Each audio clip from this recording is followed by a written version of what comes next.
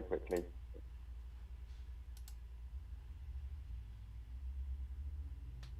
All right, and we're live. Sorry for the delay. Good time for my headphones to fail. Hey, how's it going? Sorry for the delay.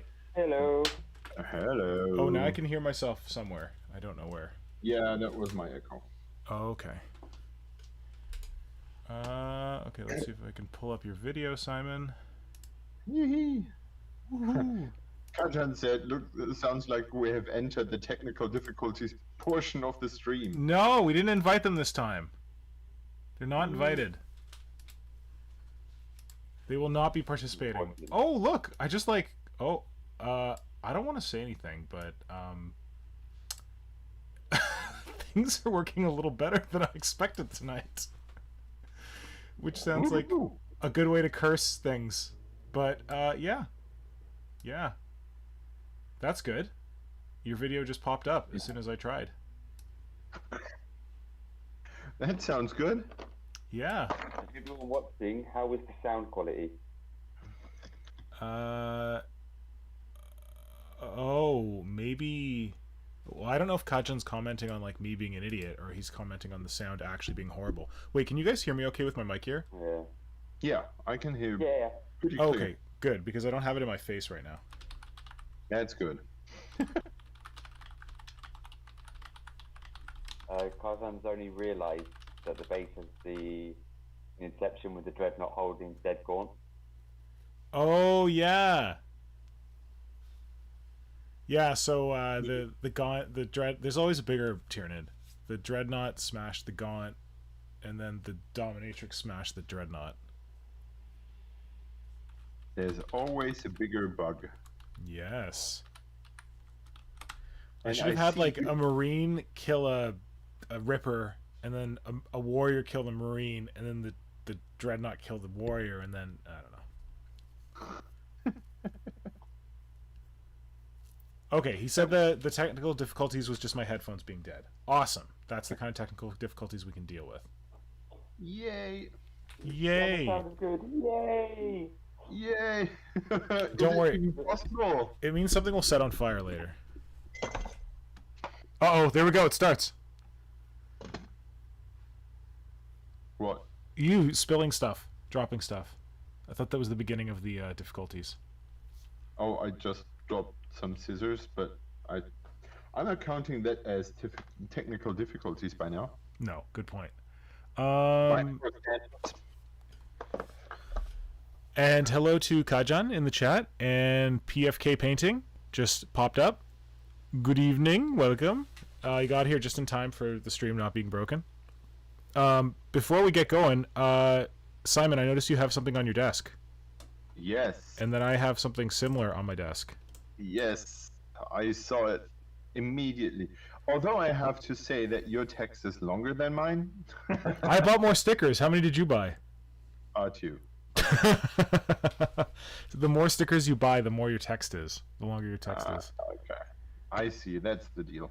Orcs, I don't know. But yeah, I have received mine, and apparently you have received yours as well. I was amazed at how fast the envelope arrived. Yeah, I've ordered stickers. Okay, so what we're showing here are some stickers that we got from is it Crippled Giraffe? Is that his handle? Yeah. Crippled Giraffe on Instagram, and he's also on Twitter. And you must recognize the stickers that Hydra's holding up now, because these were drawings that we featured on the stream when we were reviewing June Sealer stuff. So this was a drawing that Alex, Crippled Giraffe, did for June Sealer of Gene Stealer Cult's ice cream truck. It's pretty cute. It says Cold Fusion on it. And it's like there's some little Gene Stealer cultists handing out ice cream to unsuspecting Imperial citizens. And then the other one is a big beefy Hive Tyrant. Yes, with more eyes than 2. Oh yeah, he does. Oh yeah, he has. It looks like he has 4 eyes. So yeah, these are stickers that. Hold on. stickers that I think his name's Alex, Crippled Giraffe, came up with. And look at that detail on that Hive Tyrant. That's pretty sick. And you should get them while they're hot, because as we've discovered, Games Workshop is shutting down all the IP. And I'm sure that they'll... No, I'm just kidding. They probably don't care about this shit. But yeah, they're really great. And like, they're good quality stickers. I think he prints them with Sticker App, which is a pretty standard sticker thing. And then I also got his Sexy Orcs. There was this like thing. What? There's some.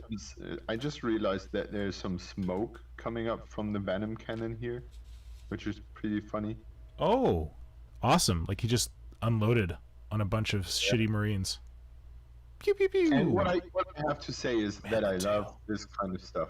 That when you buy some things and you get like this Personal message. Personal message, yes. I don't know. It makes you feel like you are dealing with actually some cool person there, and not, you know, like a cool human. Yeah, like a cool human. So these are the orc stickers that I got.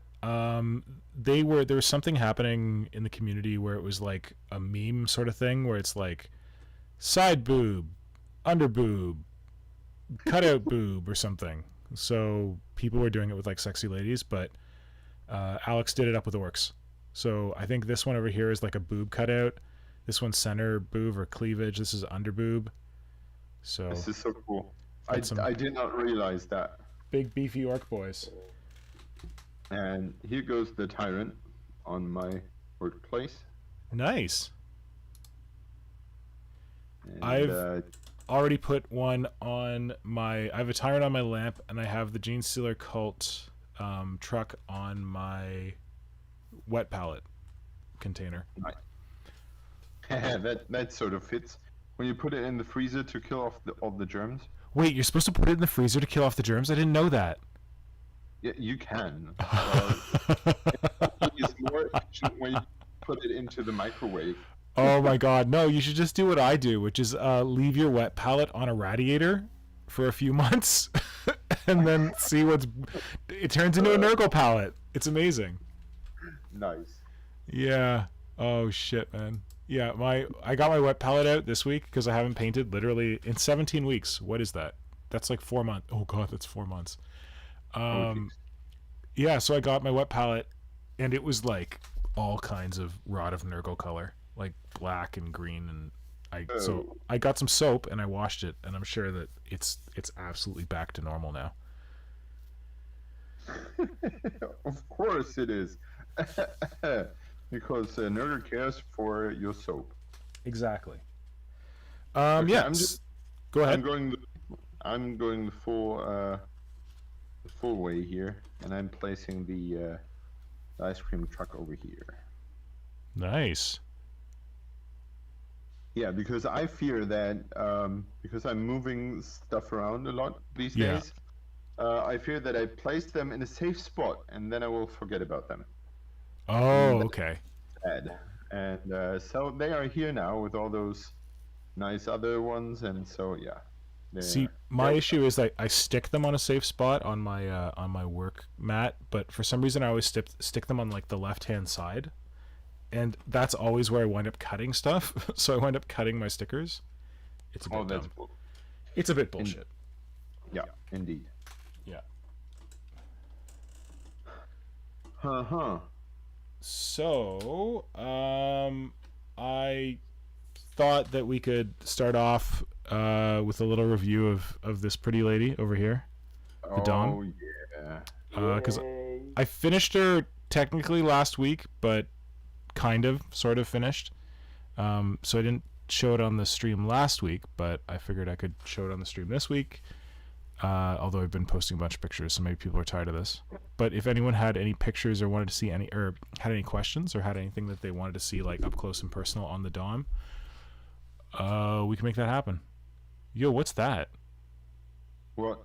You're painting or drawing or whatever that is. Oh yeah, that's that's one of the things I will be working on tonight. Wait, you painted that? Yeah. Oh, it looks really great. Thank you. Good work, buddy. It's it will be my younger son's baptism on Saturday. No, on Yeah. Sunday. Yeah. And I made a painting for the first one. Yeah. And you can choose like a sentence from the Bible to go along with the baptism, like something that incorporates all your good wishes and stuff. Yeah. And yeah, I made this little painting for my older one, and so I figured I should do one for my younger as well. Nice. And here we're going. So not much bugs on this work desk. Not much. Oh, not many Tyranids, you mean? Like, not Yeah. much bugs. What do you mean? Sorry. Go ahead, Flynn. Yeah, amazing. Oh, I thought you were I've saying got a something. question, actually. Yeah. No, I just said that this looks going to be brilliant. I know with your skills, Simon, it's going to be amazing. Thank you. I do have one question about the Dom. Yeah. I know it's a lady, but how heavy is she? Oh, it's impolite to ask, but I weighed her previously. She's almost a kilo. Wow. So like a kilogram of, yeah, because I put some foam in there, but then I just added a bunch of epoxy clay and stuff on top. So she got pretty heavy. So she's almost a kilogram. She's like 940 grams or something like that. Did you calculate how much money that is in green stuff and epoxy sculpt? No, because epoxy sculpt is cheap, so I don't really worry about that. Assuming like you I don't know how you mix this, but I don't know, 50-50 it won't be, right? Yeah, underneath it's, but the thing is, the green stuff is only the top layer. So underneath, it's all either epoxy clay, epoxy fix-it, or epoxy sculpt. I think when I first started, I was using like a mix of Milliput Superfine white and green stuff. Yeah. But I shifted off of that, and once I found the once I discovered epoxy clay and fixed it, and like how useful they were. Oh, hi Joel D. Joel D has joined us in the chat. All right, so here's a little do. I don't have a turntable this big, so I tried to put her on my existing turntable, and it like didn't move and started making protesting noises. So I was like, I shouldn't break this, because apparently it's not made for turning a kilogram. The problem with my existing one is it's got a little tiny stem on it. So So Kajan is asking if you could talk how you did the pair of hands you sculpted. oh yeah, so the hands. So we wanted crushing claws on the pretty lady, and hold on a second, let's get in here, up close and personal. So we wanted hands on her, or sorry, not hands, crushing claws. But I'm not a big fan of like the standard crushing claw design, which sees them looking kind of like a parrot beak or something like that.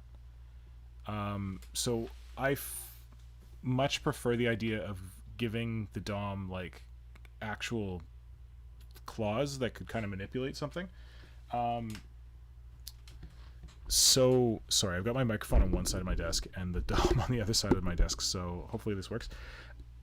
Yeah, so what I did is, I'll get this off here. So these are just kind of, they've got a whole bunch of pins that get them to sit in there. And so the claws themselves are, I think, 4 different types of claws. These ones, the index claws, are off the mandibles of the Harrispex. So it's got those like 3 kind of mandibles on its tongue. So that's one of those. I believe that this crushing claw, the thumb, is from a Tyrant Guard. And this crushing claw, the pinky, is from a Carnifex. and then the middle finger crushing claw is from the Tyranid, and it's the same on both sides. So I made sure to use the same bits on both sides so that you got like matching finger sizes. And then I wanted to put armor plates on the back because these would be like up front and facing fire. I didn't want them to be huge. Like people who have seen my stuff before know that I sometimes go for like really, really huge armor shields on arms and stuff like that. But I thought they would just kind of like get in the way. So for these, I went a little more kind of reasonable size, more like standard kind of Tyranid carapace plates. Standard kind of Tyranid carapace plates that you'd find on like the back of an arm or something like that. But then underneath, I think if you look at my Instagram there, I have a saved story highlight that shows how I built up the crushing claw. So underneath, it's like a thick copper pin, or like you could use a bicycle spoke, and then I think I wrapped some tin foil around it and then like bound that in with metal wire, and then put some like really hardy clay on there. I can't remember if I used superfine Milliput superfine white because it's really hard. I think I probably used epoxy fix-it because it's a pretty tough material and it's pretty cheap, and I kind of bulked them up with that. And then once I'd gotten them bulked up enough, the actual like these parts of the arm are sculpted with epoxy clay, as is this carapace piece here. And same thing here, this is epoxy clay.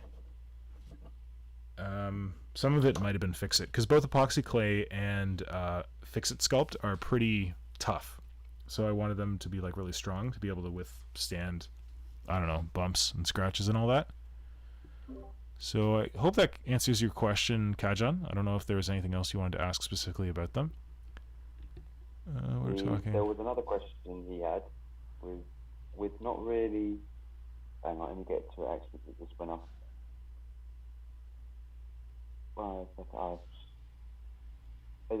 Would not really be done. Is this a case of where we need to tell you to put it down? Oh yeah. So I don't know if I've joked. I think I've joked about this with Simon because he does all kinds of renovations at his house, and he does them himself, unlike me who like pays someone else to do them because I'm not good at that stuff. What I've heard this thing said about renovations, that you never finish a renovation, you just stop. So I think that this project is getting to a point where it's done, but I'm also done with it, I guess. Yeah, I've said it before and I will say it again. I'm baffled by the stamina you're putting into this, because I've worked on things longer than a month, but this is incredible. Yeah, but you're a sprinter, man. You'll get a project done in like 3 days. You'll be like, I'm gonna do this thing, and then like 3 days later it's done, because you don't sleep mostly, but like you just go. Whereas I fuss with stuff too much to be a sprinter. So like I've got all these projects on the go that are just like sitting here in various states of completion because I like got them to a certain point and then I got distracted by something else, or I had to like dedicate more time to the DOM or whatever. So thank you for the I said, like I mentioned on your comment that I didn't think about it as like a stamina thing, but I guess it is a stamina thing. I think the problem is that what you see, what you say is that I'm quick, is that I've learned that if I'm too slow, I will abandon a project. Yeah. And I have come to the realization that if I've abandoned a project once, I very, very rarely go back. Oh, interesting. Okay. Because I lose the vision for it, and then it's out of my head, and yeah. But I promise that no such things are going to happen to the lovely Karen. To the lovely Karen, yes. Good. Glad to hear it. Karen would be very sad if you abandoned her. No. No, no, no. I'm oath bound. Good. Well, I feel like none of the rest of us are. So glad one of us is. Although wait, I've got a fart craft right here. I'm planning on working on. We finished the Dom portion. Well, you started to work on yours last stream, right? A bit. Yeah, yeah. So there you go. One thing that someone on the note of the claws for the Dom, someone mentioned that they look like armadillo claws, like for digging, and that I didn't look up armadillo claws to base them on, but that works for me because I picture this thing being able to like dig through any kind of armor that it runs into, just like totally carve it up. So that kind of works for me. And about those hands from the book of the unpresent Hive Fleet Moloch, whenever you give something hands, it suggests some kind of intelligence. Yes, you're right. And that's what he told me when I did my dominatrix. That he said it needs to have hands because it needs to look smart. Nice. Yeah, I guess on my previous Dom I had hands in the middle position, and in the front were the sighting talons. So the hands were like more balancing the thing, like it's middle, but like here I just went for kind of two claws that balance it. I think it works perfectly for hands. Yeah, the hand is still recognizable, although it's sort of crushy. Yeah. What else are people saying? Day in the life of a dominatrix. Nice. Questions. Yeah, go for it. Pageant's got a question in regards to how to do the middle limb hand and how do you connect the tail to the connection itself. So for the middle hands, hold on, let's get these out of here. The middle hands were built up in the similar way with like I used a wire armature and then I covered it probably in aluminum foil, and then bulked it up with something like either Milliput superfine white mixed with green stuff or epoxy fix-it, or epoxy fix-it or epoxy clay, and then just like kind of work them up to the size that I needed them to be. And then for the fingers on the ends, each one has like 2 digits. I think because they have like the central pin that each arm is sculpted on sticks at the bottom, which is not ideal. Some of this is going to be embedded in the base, but there is going to be a gap there where you're going to be able to see it. If I was fancy, I'd put like victims in there, but I think it would look kind of dumb if both hands were clutching a victim. So they're mostly hidden, but kind of visible. But that piece, that metal piece there, goes up and through the whole arm and then intersects into the body. So I took kind of a thick wire and I bent it around that central post, and then I had like the 2 wires coming off on either side to give like the rough finger shape. And I was able to use those wires to pin in the claws, which are they're off a harpy. The harpy has really cool spike stuff that doesn't look anything like anything else. Like for example, the tail on the Dom has a harpy spike on it, this one here, and I just think that they look very different from like your standard scything talons and stuff on Tyranids and standard claws, and more kind of lithe because they're supposed to look more aerodynamic, but they're really good bits to use. So yeah, I used 2 harpy spikes on either side for the hands, and then it was just a matter of bulking up the fingers. Sorry, now I'm looking and seeing things that I want to correct. Ignore that.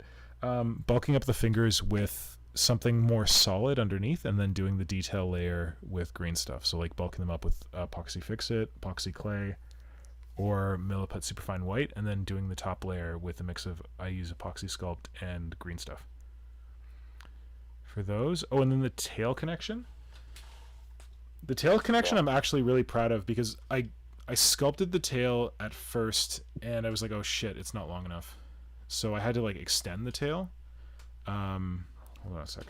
Let's get a better angle. There we go.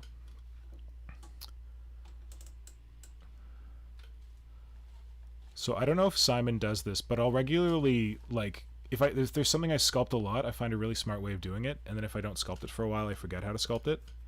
Yep. Yep. So when I was doing the Tyranid table build back in like 2008, I guess, I taught myself how to sculpt Tyranid carapace plates really quick. And it was basically you on something this large, you can just kind of get a bunch of putty on it and then run your fingers down and make these like impressions along the edges and then go with a knife tool and cut out the shapes. So I very proudly sculpted like this much of the tail in one go. I was like, yeah, I nailed it. And I was like, oh shit, this tail's too short. So I built an extension. How do we do this? Hold on. So yeah, I built this tail extension. Again, I can't, what the hell did I base it on? Oh, I had like a plastic hard form underneath that I used to get this kind of bladed shape. And then I built it up with maybe a bit of aluminum foil, but mostly just kind of like layering epoxy fix-it or clay on top of that flat form. I think I like cut the form slightly to get this bend. So there's 3 individual sections, and I think again I had like a central brass. I think actually it might be this one, the top one, a central brass pin that ran down the length of the card, and then I made sure to affix the pieces of card to the brass with super glue, and when that was dry with different kinds of epoxy. And then yeah, just built it up, sculpted the details, and then of course the spikes on top are other pieces of plastic card that I attached to it. You can see a little bit of the white showing on the edges. And then just sculpted it in. But the attachment was kind of complicated. You can't really see it, but there's one tiny little pin inside here. But because I made the tail too short, I made that pin too short. So it interfaces with the hole in this part of the tail. But then I added 2 pins here to plug in to the rest of the tail. And of all the connection points on the model, this is the one that I'm most impressed with, because I kind of roughly, I did a rough sculpt of this plate, and while it was still wet, I like shoved this piece into it to get the impression of this, and then when it was dry, I went back and I did better detailing on that end piece. But yeah, the key thing here is the 2 pins, because whenever you use 2 or 3 pins, it allows you to control the positioning of it better. Like if there was 1 pin, that's a pretty snug fit, but it could roll a bit. Same things with the arms, that though the crushing claw arms are not glued in, I wanted them to be arranged in a certain kind of position, and then I could like plan the sculpting for that. So that's why I used at least 2 pins to anchor that that shape. But I used 3 pins here because these things are actually really heavy. They're like, I've got a scale here somewhere. I don't know where. I'll go get my scale. But these suckers are huge, so I gotta really anchor them well. I'm amazed by that, because I have not the patience, or when I need to use 2 pins, that always puts the whole thing off, because I seem to be unable to get the second pin in the right place. Oh, lining them up? Yeah, no matter what I try, just adding a dot of paint on it, or eyeballing it, whatever, I always miss, and then it is wrong. Yeah, the eyeballing like a dot of paint, that's a good tip. I did that with the limbs of the Dom. What the hell? Sounds like something's breaking outside. I did that with the limbs of the Dom because I wanted to be able to like sink it into like a cork board to make sure that everything was level. So I put dots of paint on each pin and then like touch the cork, and that was where I knew to like punch in the holes so that it would sink in. But yeah, like if you have dots of paint on the ends of the pins, that does most of the work for you. I guess the other challenge is just making sure that the holes are on the right angle. Yeah, and that's the challenge I always miss.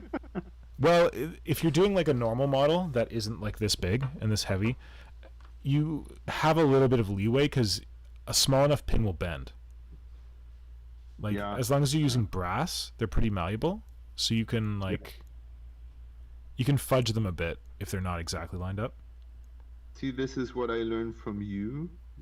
Using those brass rods. Yeah. I remember that when I stayed with you, you gave me some of that, and I used it for my Hierophant sculpt.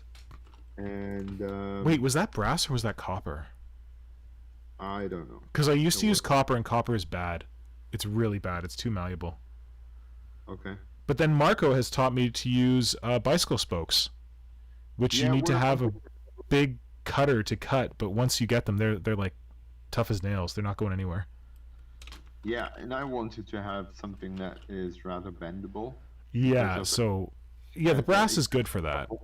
When it gets thick enough, it's hard to bend, but at normal widths, it's pretty bendable. Yeah, I used to use paper clips, and paper clips are good for small stuff, but they're just too bendy for large things, or heavy things. Hold on, I'm gonna get the scale so I can measure the hands. Oh, thanks, Kajan. I saw that Andre was asking how much the Dom weighs, and yes, 1 kilogram.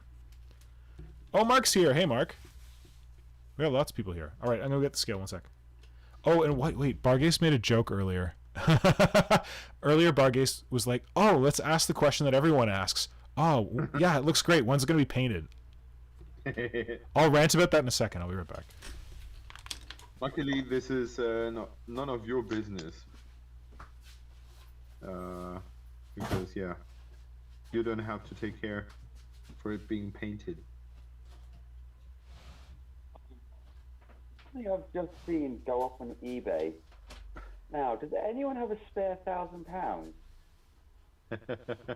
1,000? I'm not sure if that's enough. Oh no. Do you know what? Do you want to? I'll wait till Nick gets back to say what it's for. Because that's something I would love to be able to buy, but I cannot spend that much money on it. You mean the Dominatrix by Mr. Pink? Oh no, not the Dominatrix. I mentioned. Alright, Chad, don't spoil it for Nick, but it's a Protonid. As a person selling 2 he has in his collection, the actual original Protonid. Oh Jesus! For £1,000 each. Wow. And last week I talked about when someone sold one for 650 quid. That had a few other models with it.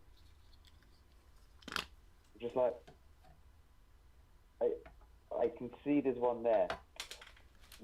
Now I know what I need to save up for. But I just can't justify it.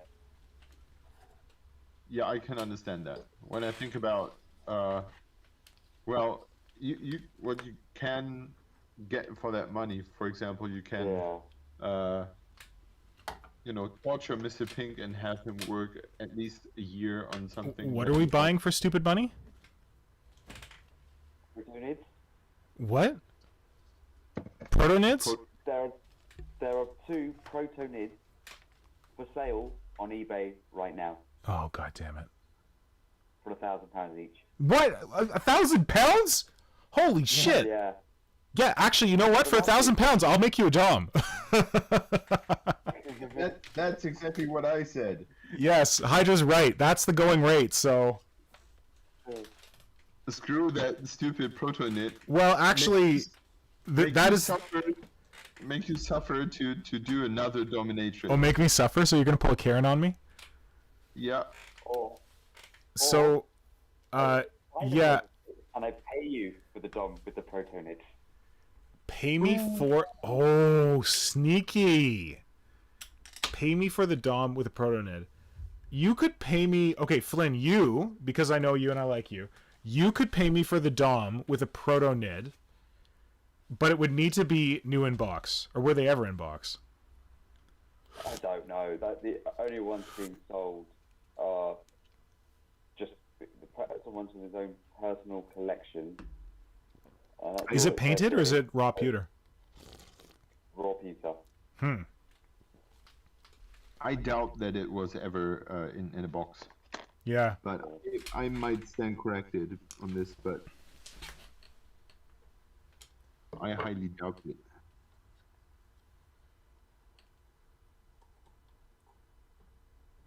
Just trying to see, just to make sure if it is actually the actual one because I know they've sold them in the past of the fan sculpts. Yeah. And I've recently just bought the fan sculpt of the original Gene Stealer from this person as well. They only sold it for like 15 quid. Okay, so here we go. We're gonna weigh her on video so everyone can see. So for comparison purposes, we have a epic Tyranid Dominatrix, new in box. It weighs 79 grams. Brand new Dominatrix, updated, it weighs...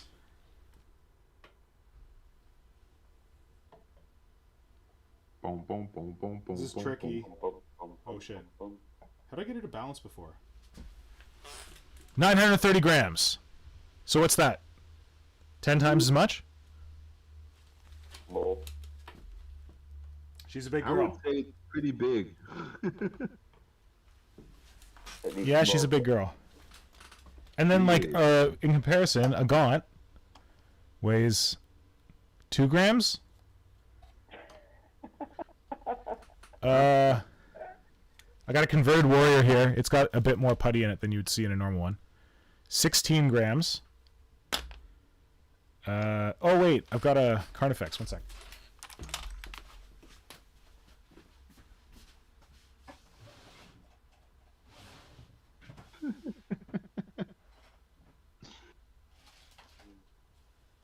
Yeah. Tyranids. Big and heavy. Shoot the big ones. He's taking all the fire.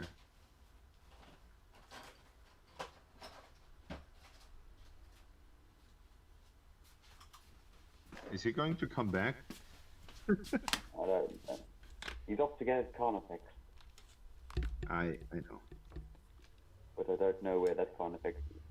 So Yeah. we've got a Carnifex, but he's lacking a head. I don't want to think about where his head is right now because it'll stress me out. I hope I haven't lost it. This is what happens when you don't paint something in 4 months. So Carnifex weighs 10 gram. Oh, 40 grams. So it's a very large beast. It is. I think Carlton's got another question. Yes. If you weren't worried about the connection getting too thick between going back to do the final detailing retroactively, or did you file a bit back first? Whenever I fudged something up and I had to go back and rework it, I would cut a bit off. But I don't tend to have that problem where I sculpt in like finalized detail and then I hate it and I have to go back and like add more on top. I tend to like I undersculpt. I'm like, oh yeah, this is totally good, and then I'm like, no, that's not good enough, because either it's too skinny or something like that. So I haven't really had the problem where I have to cut. Some places I had to cut back a bit, but not like, for example, the tops of the arms in here got a little wonky, so I cut them back and I resculpted them. Because I did kind of like placeholder detail, and I'm like, oh, that's crap. Oh, and then on the legs, definitely, I had to do some cutting. The legs were friggin' demons. They screwed me over. I was so scared of the legs because like I'd sculpted the two and they were kind of wonky and not very much, not symmetrical. They're still not symmetrical, so let's not talk about that. Let's pretend everything's great. But they're like, the legs are the things I'm most stressed out about still. I've just kind of like accepted. I'm like, okay, the legs are what they are, and they look way better once Simon told me to put like spikes on them. I don't know how I missed that. That was a stupid Tyranid mistake to make. Yeah, but it's just such a large area with no detail. So I had to figure something out. And like I wanted to do more, and I'm like, no, I need to stop. I could do this forever. And they were inspired by like roughly by a Carnifex leg. Because get in there. Carnifex legs have like these little divots running down them. So like I put the divots in here. And then they've got these like kind of bony growths at the sides. So I put the bony growth in there. And of course the spikes. Yeah. I'm not sure with a model of that size you have to worry about covering every inch with with some detail, because I think the overall appearance is at that point more important. Yeah, than I've come to learn everything. that. It took me a while to get there, but you're right. You're absolutely right. Like, for example, there's no detail here, but like, unless I'm gonna go do Simon Egan scale, like little lining on that, yeah, I'm not gonna fuss. And like here, there's not a ton of detail, but there's a ton of detail here and a ton of detail here. So maybe you can just ignore that for a second. Yeah, that's what you should do. Oh, the other weird thing that I did, I don't know if I ever commented on this. When you look at like a standard Tyranid leg plate, the armor plates are on the top of the leg. Yeah. Usually because the Tyranid's standing kind of vertically. So like this central line here between these armor plates, that would usually be the end point. And there'd be a plate here and there'd be a plate in here behind. But because this guy doesn't stand vertically, he's on all fours. And because I thought of like shots coming in from this angle rather than coming in from the front, I shifted the plate to the side. So like there's no, if you look underneath his legs, there's no plate in between his legs. And I had to shift the vent back. So this vent would usually be in this area, like along the, I don't know, what's that, posterior, I don't friggin' know, along this part of the leg. But because I did like a double plate here, I put it kind of like on the back of the leg. At least it's there.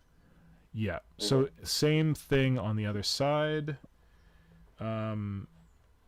Oh, this one's more visible from the front, but yeah, the big plate here, and then vent behind. Oh.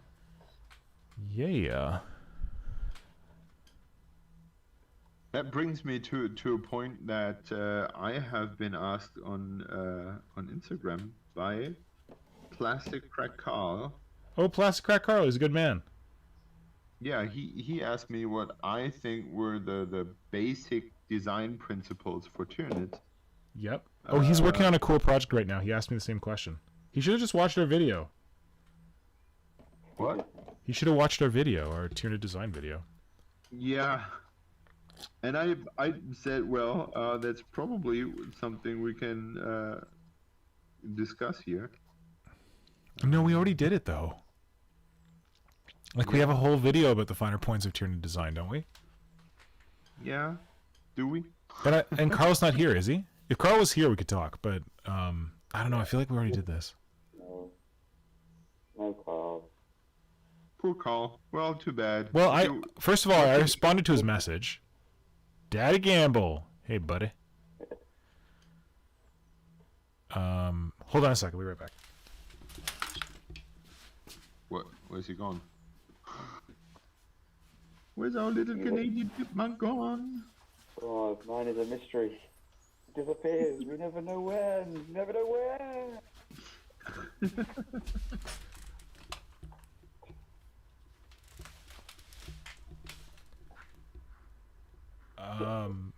Yeah, so I'll send Carl a link to that video that we did because it's a good resource. If anyone is here on the stream and you didn't get to see that video, this whole creature conference thing that we've been streaming for the last few weeks or last few months, it's inspired. Yeah, months. For many, many months now. Oh God, when will it ever be over?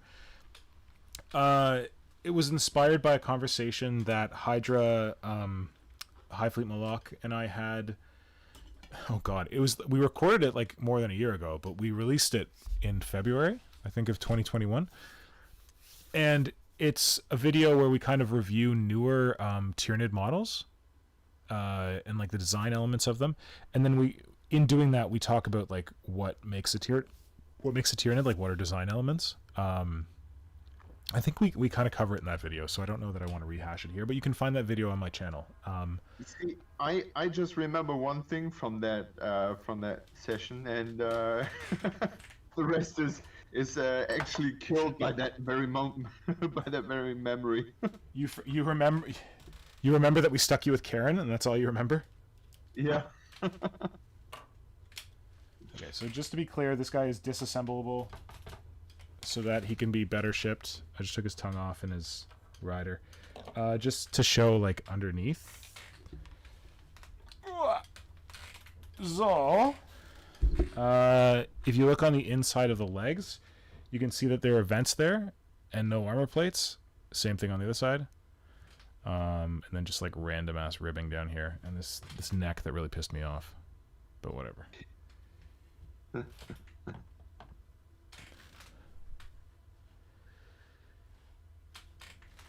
Yeah. All right. If there aren't any other questions, maybe I'll start working. Was there any other questions in the chat, Flynn? So Andre Dublin asks, what did you use to add bulk? And then Kazma replied with epoxy fix and aluminium foil.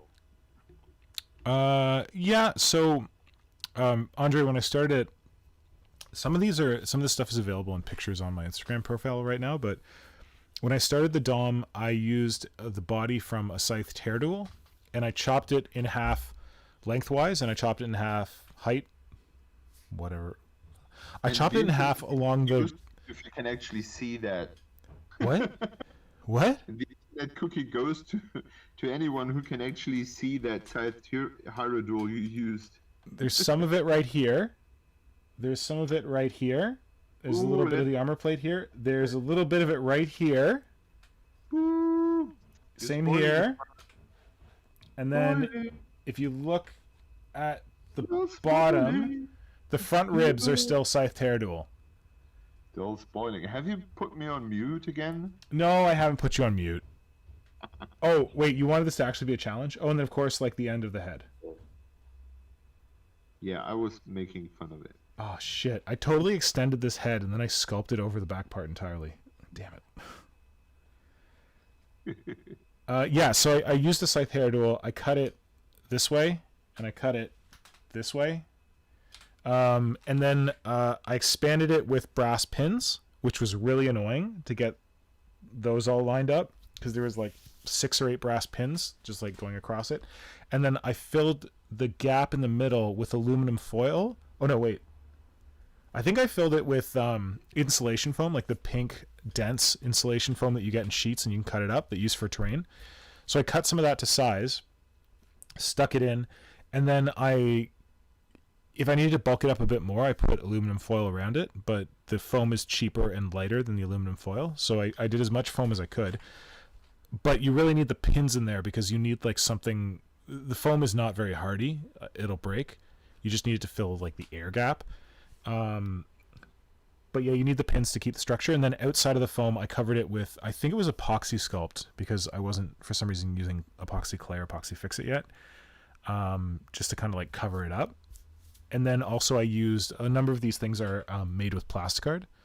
Like these armor plates that stick out, that's plasticard underneath. And then I just bulked it up with epoxy sculpt or epoxy clay or epoxy fix it. Yeah, and like these things are plasticard, the head scythes. Oh, and then even like these parts where at the end of the arm, like a part sticks out, or like this part at the end of the leg, where it like sticks up. I didn't sculpt that up. I used a plasticard tube that I cut and kind of bent open, and then I got the sticky uppy parts there. You can sculpt it up. It's just that I find it easier to have that plasticard armature underneath when you're doing anything that like goes away from the body like that. Yeah, that was a good question.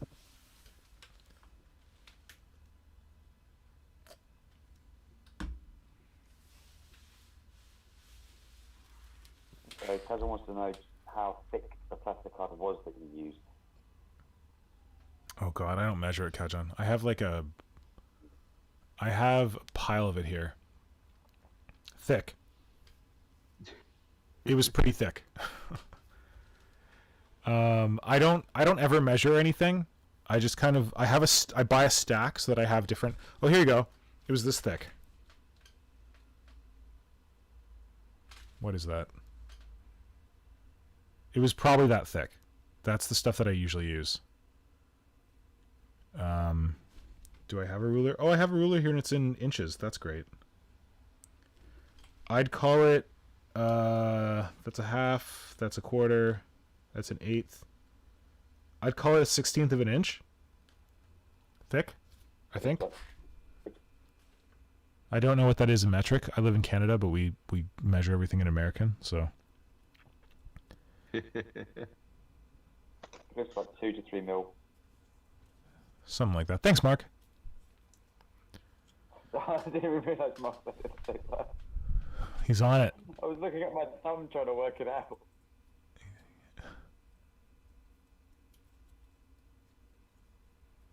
Oh, and Andre, I look forward to seeing your funky nids that you want to make.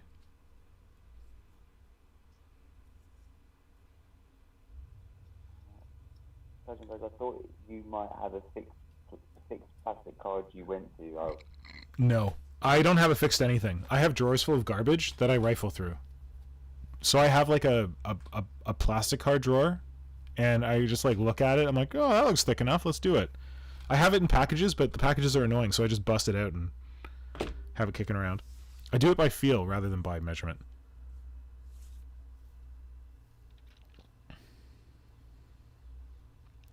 Oh, I saw Mark comment that it would be cool to make a tall Tyrannifex. If you want to see a tall Tyrannifex, go check out Craftsman Jono on Instagram, because they've done some really cool tall Tyrannifexes.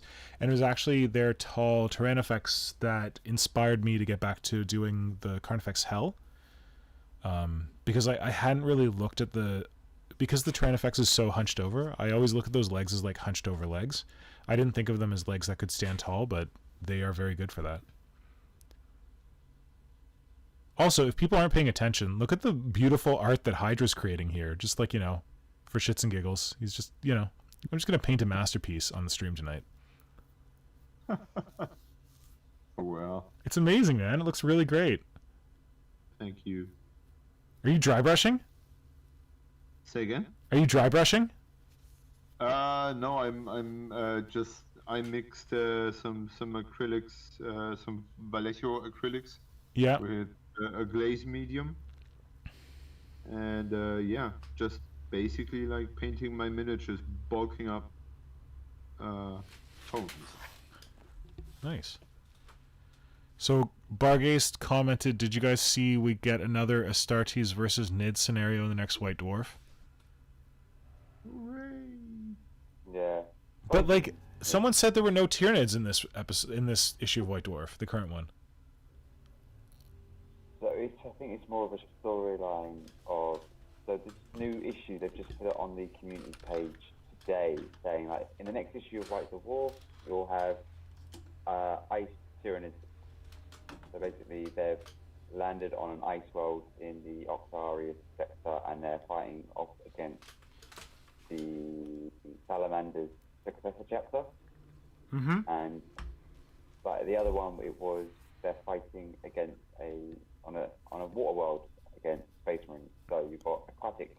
Oh, I thought they were also Dark Krakens on the aquatic world. I didn't get the issue. No, I'm gonna get it because it's got that Jervis send off thing, and Jervis is awesome. But I don't have it yet. Man, I haven't bought a White Dwarf in more than a year. Oh, what shall I say? You haven't bought a White Dwarf this decade? Yeah, I guess. I think so, yeah. This decade would be... Well, I'm not sure when I start working for Games Workshop. That's a good question. Yeah. Oh, next one? The next White Dwarf? Oh. The one that's currently out is the one with the Leviathan nids on the cover, which has been the same as the Codex covers. Yeah, and someone said that one has no Tyranids inside of it. Yeah, that's the one where it's the aquatic Titan. Okay, so it's a scenario, but they don't show any models. Yeah, the new one, I think it comes out... It's not going to come out tomorrow. I think it's going to come out next week, or it is tomorrow, but annoyingly... It's okay, I'm not going to buy it for 2 relics and a scenario. Well, 2 relics that you can only use in specific games. Yeah, no. Anywhere else. Games. There was your first mistake. Games. Please, games. All right, does anyone else have any questions about the Dom, or should I actually do some work? Oh, I just wanted to say again, I did, so I've been spamming pictures on my Instagram. If you want to see, like, not 360 videos of it, just want to see pictures on the Instagram. They're all on the Modern Synthesist Instagram. And for Throwback Thursday, I got a little bit maudlin, and I did like a history of like Dominatrix in the community, which was basically like, here's the Dominatrix from Epic. And then here's a really cool 28mm version of the Dominatrix that someone made that I didn't know who made until Bargaze told me about it. Well, that was amazing, yeah. Bargaze is the encyclopedia. Bargaze is a Norn queen. I have no idea how they do it, but they know everything back to front about Tyranids. So the guy's name is Matt Meek, and I've got a picture of it on Instagram. It's a really crazy version of this Dominatrix that Matt Meek made out of... I think it was wood, steel, and modeling putty. And it was in 1998. So, like, when I was just getting started in Tyranids, he was making this thing. Also, he was going to college while he was doing it. This guy's got, like, some heavy Hydra energy. This is what Hydra used to do when he was in university. He'd, like, do his university and then go and do some crazy-ass Tyranid stuff on the side. Actually, and Bargaze says that it was in the first journal they ever bought. And Bargaze, that is the first journal I have ever bought, and I just bought it on eBay. I've never bought an issue of the Citadel Journal, but thanks to your recommendations, this one is now winging its way to me. Nice. Because I just feel like I'm obsessed with the Dominatrix. I need to have the issue with the Dominatrix in it. But yeah, so after highlighting those, I highlighted, of course, the art from the lovely Vermis, which I feel like I've talked about on stream before. Vermis's 3rd edition sketch for a Dominatrix. And then, of course, I highlighted the work of Hydra, because Hydra was the first one in the community to ever make a Dominatrix by cutting up a Scythe Tyranid, and I wouldn't have been able to do any of these things without his inspiration. So thanks, Hydra. You are welcome. Thanks for... and even after the inspiration, thanks for continuing to make the Dominids that I work on better by telling me that I need to do more work, or I need to do less work, or I need to put some spikes on something, or I need to throw out my shitty ribcage and do it again. I appreciate it. You are welcome. Not everyone appreciates to be told that what they need to do better, right? No, I've had that experience. You're right. Yeah, that's cool. Well, talking about Tyranids, I have been recently invited. Well, it will be a German podcast, but I've been invited to the Beim Imperator nichts Neues. Nothing new with the Emperor. Yeah.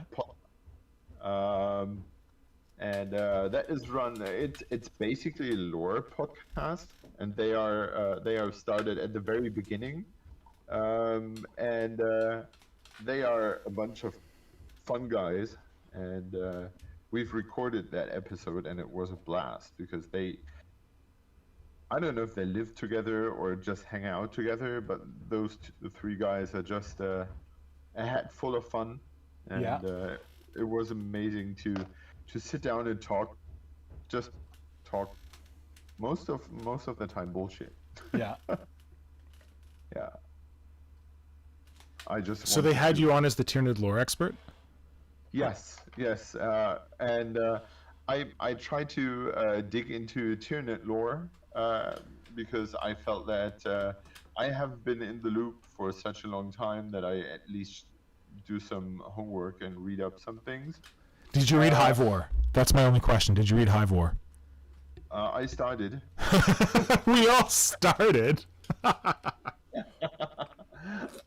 I downloaded it and started reading it. So did I. It's the question of finishing it. Yeah. Well, what I found is a bit sad though was that I realized that how long Tyranids have been like the same. Yeah. Unchanged. Yeah. That there has nothing happened.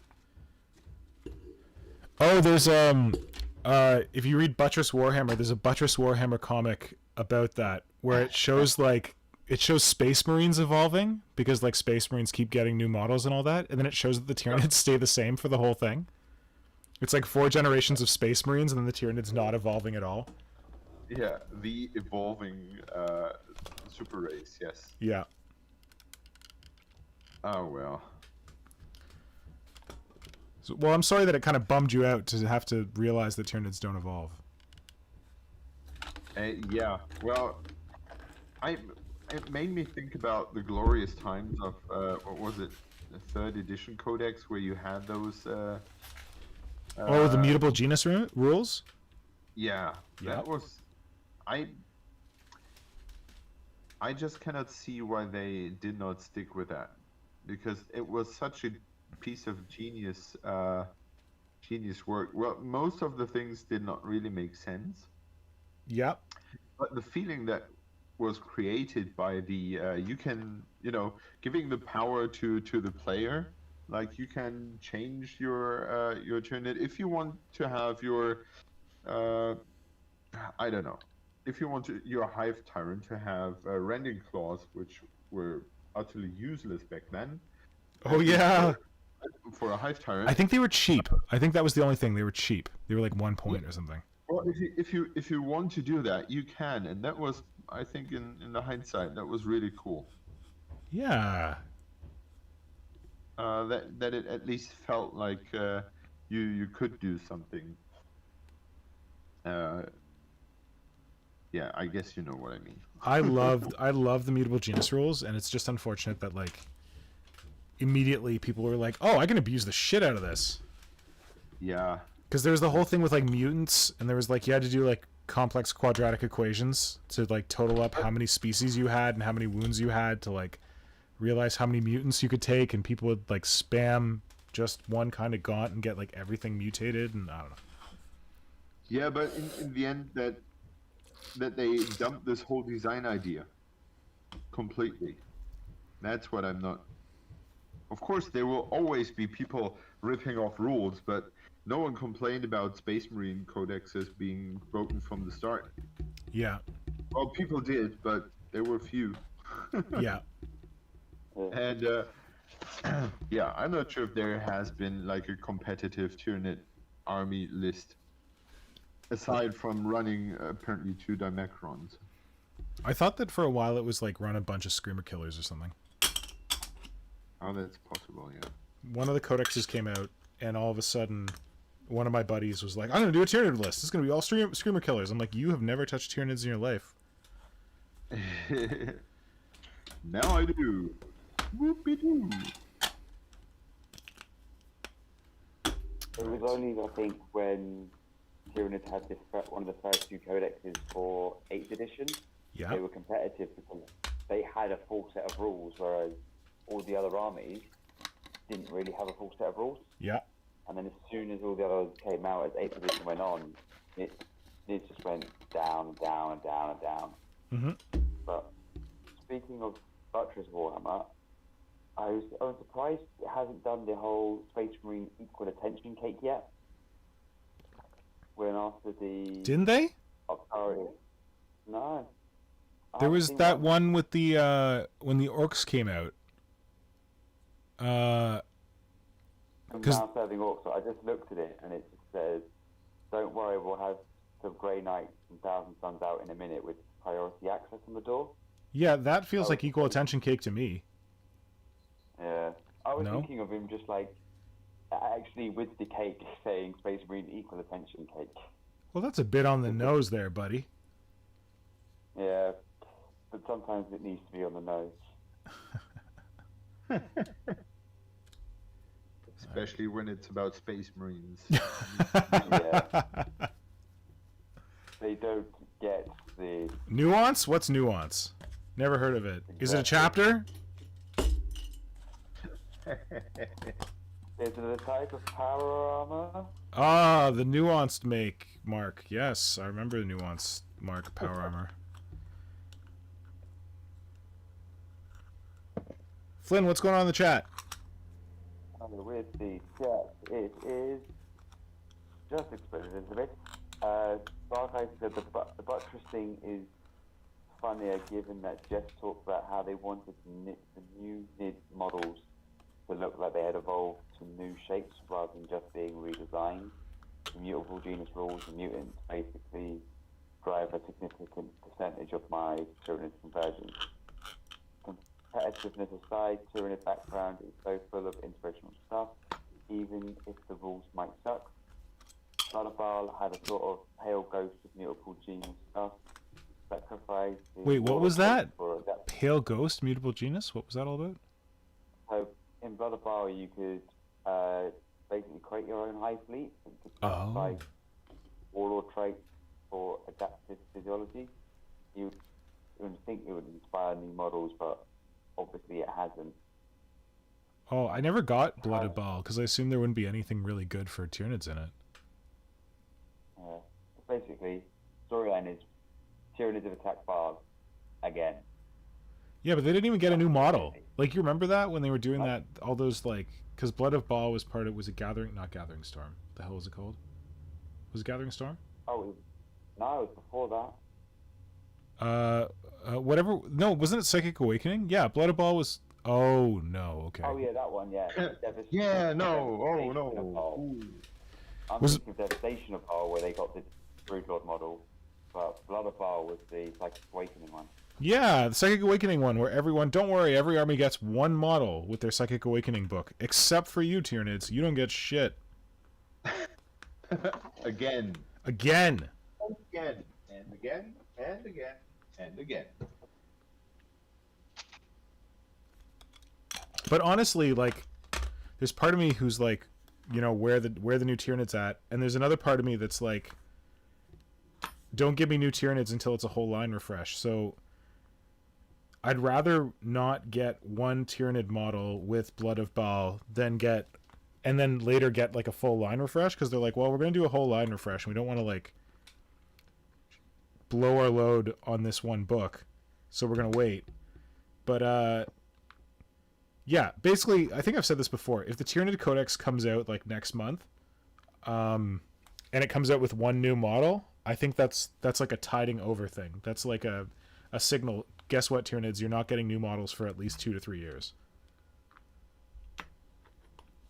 Like, that's what I see when I see like the Grey Knight book, and they're like, hey, here's a new character.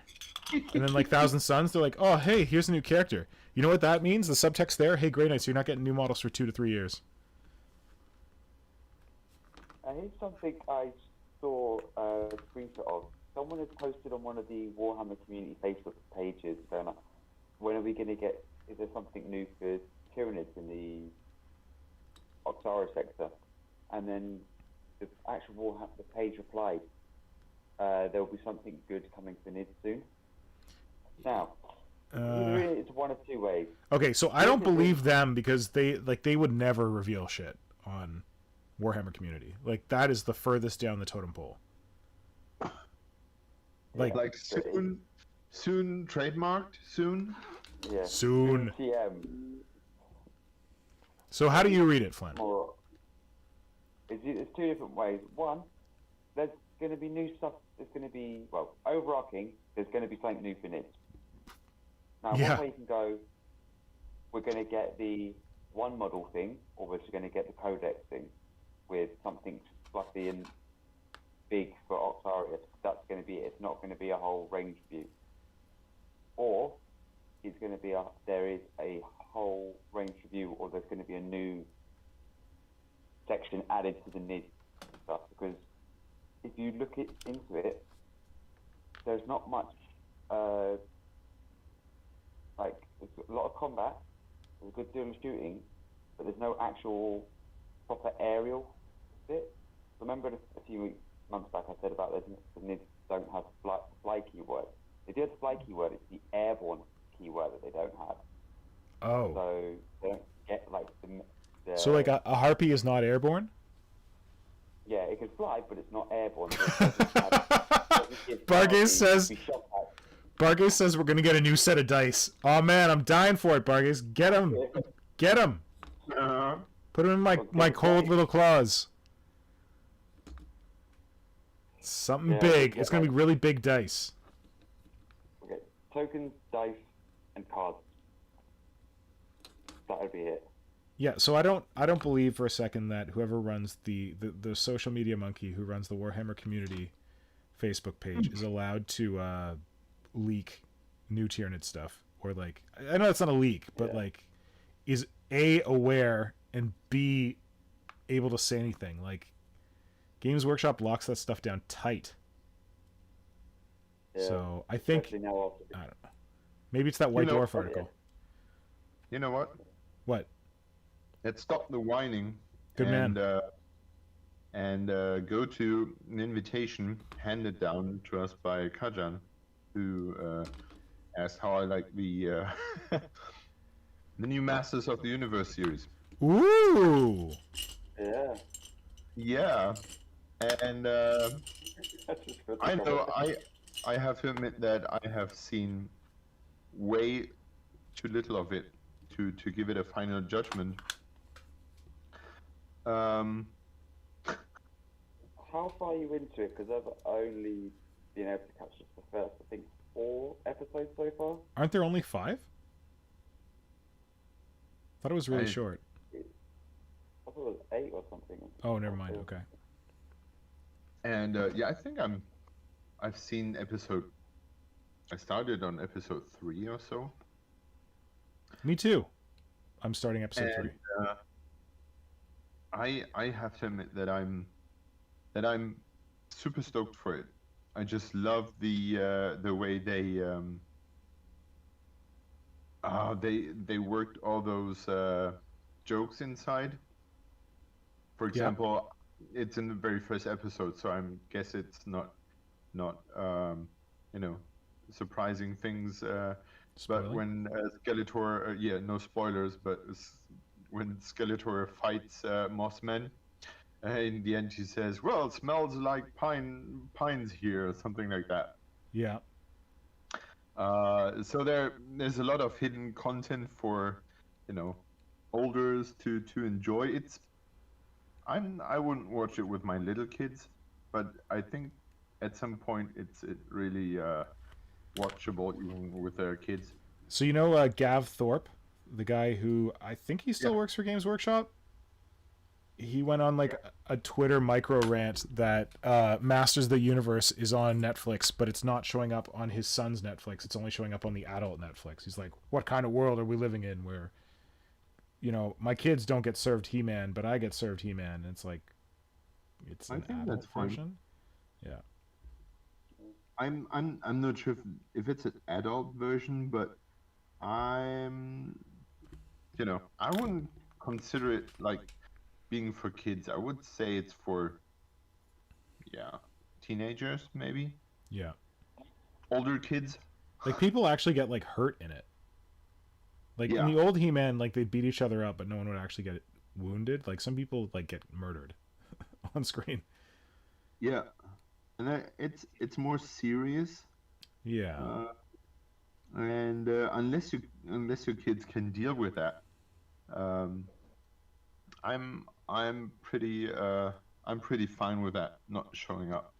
Yeah, but definitely But not super serious. Like definitely teenager, not like adult. Yeah, I agree. it's not ultra, but I really like how they taken the ever-going equation of He-Man fighting Skeletor out of the whole thing from the very first start, addressing Don't the say too much basic- about that. what? Yeah, Don't say too much about that. you're giving away too much without if people What? haven't seen it yet.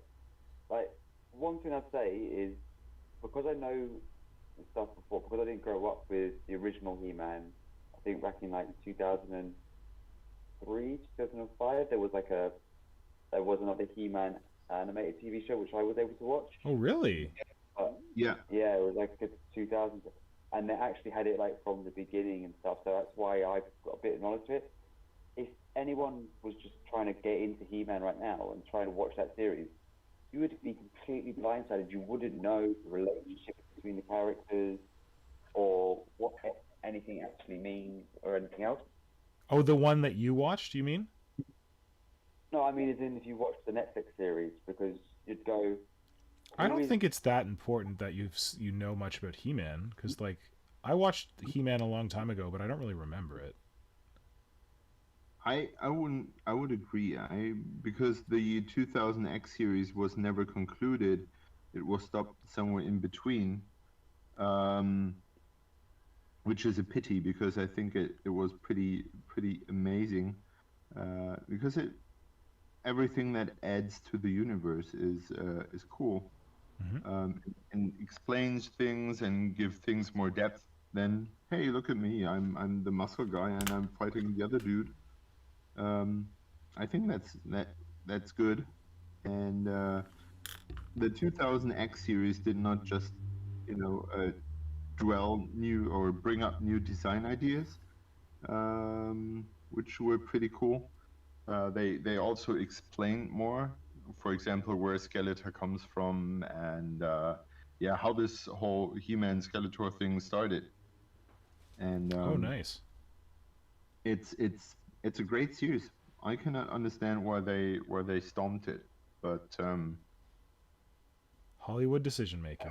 I'm not sure if you are really confused when you've watched the 2000X thing and start with the Netflix, because the Netflix is per definition, well, at least how they explained it, the succession of the Filmation series, the old cartoon. Oh yeah. Yeah. It actually like picks up where that left off. Yeah, it Wow. didn't really left off because there Yeah. was no story arc, but yeah. So you feel like Kevin Smith has done a good job, Simon, with your baby? Hang on a sec. Yeah. I'll be back in a second. So Flynn, have you heard about how there's a lot of crybabies online who are really mad about what happened with He-Man? Oh, I didn't even bother. I've heard the articles. I just haven't bothered to. Oh, articles? I don't read articles, please. Not from crybabies Yeah, who can't stand He-Man changing. I don't read those articles. But no, there's been people making stupid memes about how like He-Man used to be so grim dark and now it's like blah blah blah, and not actually grim dark. But if you know the grim dark fanboys who like complain about Warhammer being too woke, then just take those guys and transport them over to He-Man, and you're not missing much. It's pretty much the same thing. Yeah. So basically, there's a certain channel that does the exact same thing as another channel we know with a terrible accent. What? There's basically, there's the person with a terrible accent who pretends to be posh, but just comes across as a twat. What are you referring to? I don't really follow. This is in the show, or this is like... Oh, you're talking about an asshole on the internet. Okay, I got you. Yeah, okay. Yeah. We slowly get there. It's not as bad as well. I just want to say it because it's hilarious. Pointy parts. Oh, pointy parts. I just love how that came up. Did Pointy Parts make some kind of reaction angry, not grim dark article recently? I don't read Pointy Parts, so I don't really. No, I don't. But the funniest bit is I was just flicking through and one. Sorry, you were flicking through Pointy Parts? No, Instagram and one. Okay, good. I was gonna say we're gonna have to look for a new co-host if you're flicking through Pointy Parts. Yeah. Oh no, and it popped up and I was like, what? I was reading like, oh, they've stolen content again, and he tries to like go, oh no, we didn't steal the content, and it's like we've credited them. It's like, but crediting them is just as bad as stealing the content. Yeah, crediting them doesn't mean you asked for permission. Exactly. Because basically what they've done is they took a screen grab from someone's video and posted it on there saying like, oh, we really like these battle maps and stuff, and it's just like, you've just stolen the video from someone else. I mean, you've got no evidence that you've actually reviewed them, asked for permission for it. Like, I've seen people who share other people's fan art, and they post a screenshot at the end of it showing they've actually asked for permission from the creator to show the thing. And that's what they should do if they're going to do stuff like that. Well, that's a good idea, actually. If you've got the reputation of you're always stealing content, you need to show that you're not. You need to show that you are actually changed and you are asking permission. Yeah. Even if pointy parts ask, the answer is no. So I'm leaving you guys for 2 minutes, and you stop talking about Masters of the Universe already? Yeah, you're our man. Well, we started talking about Pointy Parts instead. Sorry? What was that, Flynn? We wanted your answer, basically, because you were about to answer, then you had to go. Yeah, I asked you if you think that Kevin Smith has done a good job with your babies. Oh yes, he did. Nice. Yes, he did. Yeah, I'm super happy, and I see a massive potential in how it's going, and yeah, I hope it keeps on going as good as it is, Yep. and yeah, I enjoy it highly, and I just remember it's typical like fan base nerd thing, but it makes me think, or it sometimes makes me understand why Games Workshop is holding things back, because people can, well, like hardcore fans can be really passionate about things, Yep. and for example, that uh, the female main character of the first few episodes, Yeah. uh, like there's a female main character, and I know that I have not read anyone commenting on it, but I know that there are people being pissed off by that, Mm-hmm. and just love it. I just love it that they did it what they did, Yep. and I just love that they like intentionally Changed did it it, up. changed it. Yeah. Yeah. No, I agree. Okay. Last Yeah. No, I've last watched plug. 2 and a bit episodes. I think I'm Yeah. partway through episode 3. I don't know. Is that the Subternia one? I'm not there yet. Okay. So I'm ahead of both of you for a little bit then.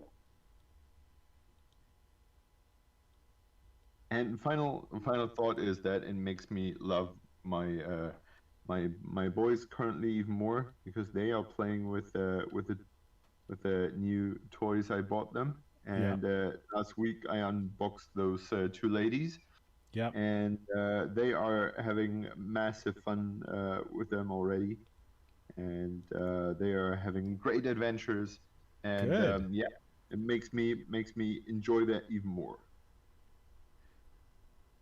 Oh, I had something that I wanted to ask you, Simon, and I don't think it's a spoiler. I won't say the thing, but do you know what color Evelyn's hair is?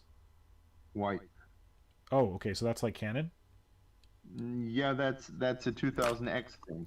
I'd never seen her hair, and there's one point where you see her hair, and it's like, whoa, wait, whoa, she's got hair under there. Yeah, and that's again that's a 2000X thing.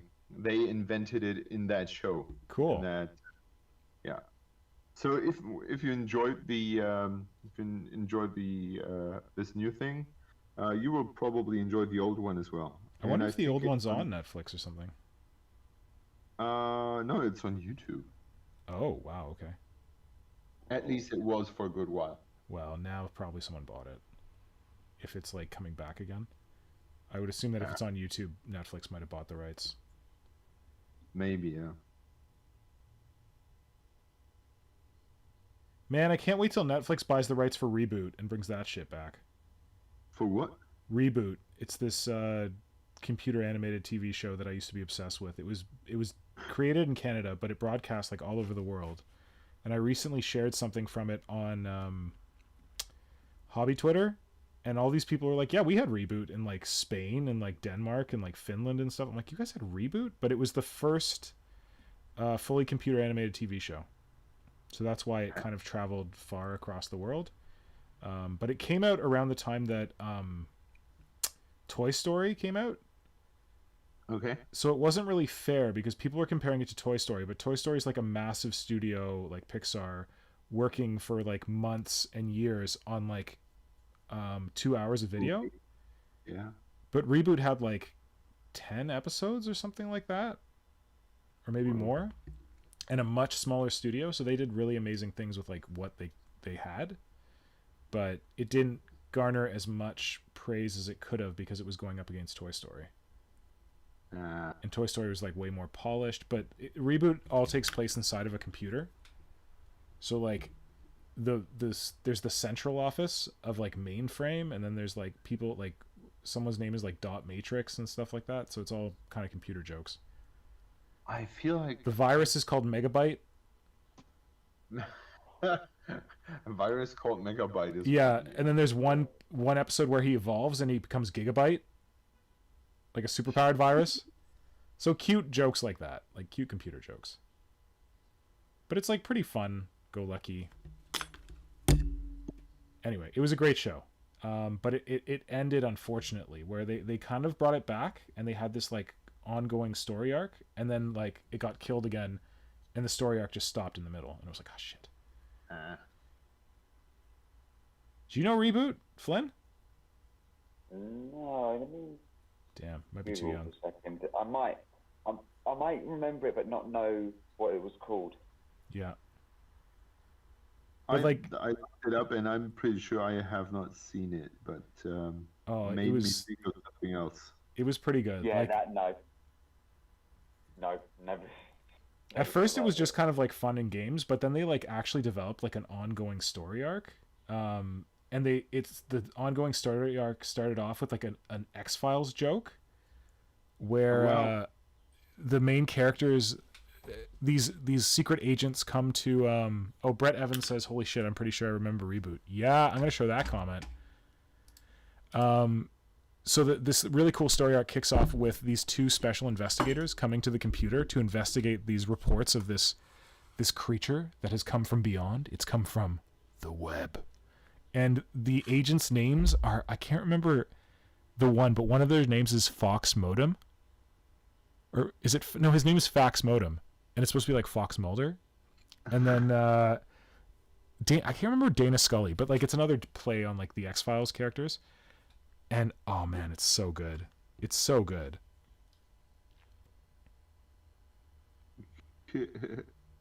Anyway, that was part of my childhood. Or teenagehood, I guess. And it was the show that made me think that I wanted to be a computer animator. I mean, that never happened, but made me consider it.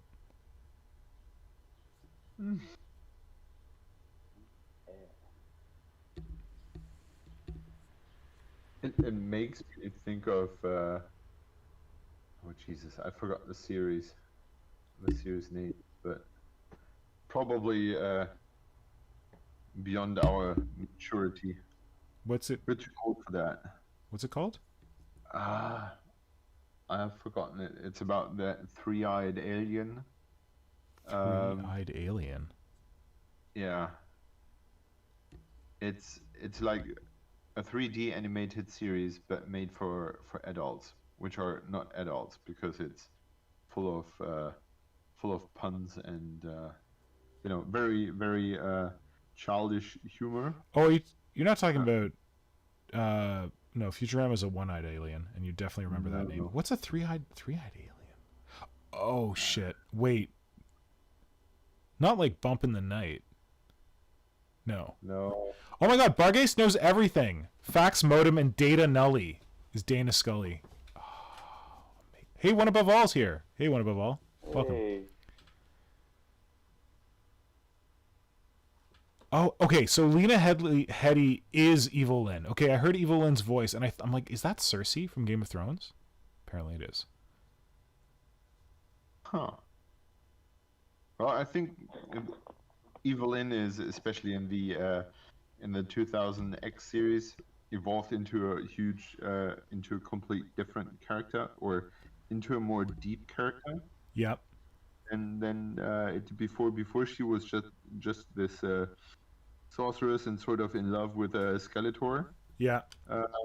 And there's some I like the puns on the new show regarding that. Like, Yeah. you know, I've done she's Yeah, don't ruin it. okay. I just got the answer at the same time I did. Tripping the wrist. Tripping the wrist. Oh my god. Oh my god, I remember that. Tripping the wrist. Holy shit, that sounds familiar. Tripping the... Oh yeah, I've seen that in the U.S. while I was staying in the U.S. as a very young man, just Oh my god. Was it like an adult show? yeah, Like sexy adult show? yeah, Oh no.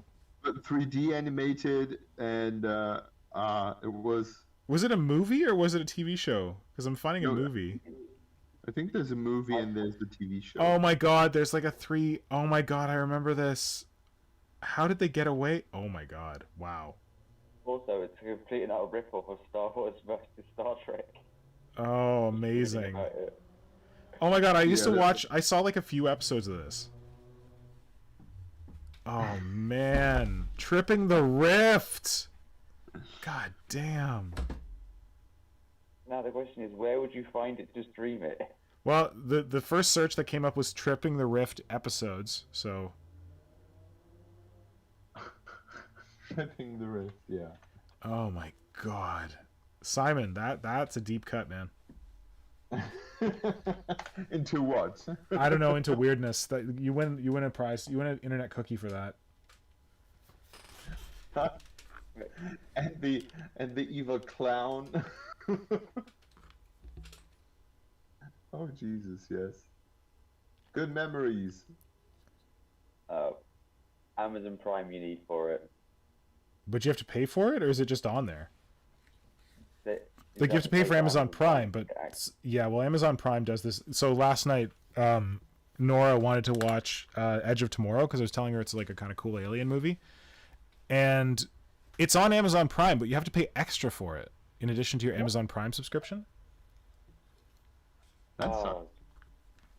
Yeah, It's stupid. it's like if you want to watch certain Disney films at the moment, if they're just out of the cinema, you have to have Disney Plus premium access. So you can Yeah. watch the releases. Yeah, Yeah, that's it's the so next they can step, have enough right? money to pay off Scarlett Johansson because she's suing them for putting her movie on streaming. What? Oh, it's not even her who's annoyed by it. Kevin Feige, the guy who's in charge of Marvel Studios, is annoyed with it. Yeah, that's shitty. He's like their money bank. He's where all their cash comes Yeah. from. They want to piss off the Marvel guy.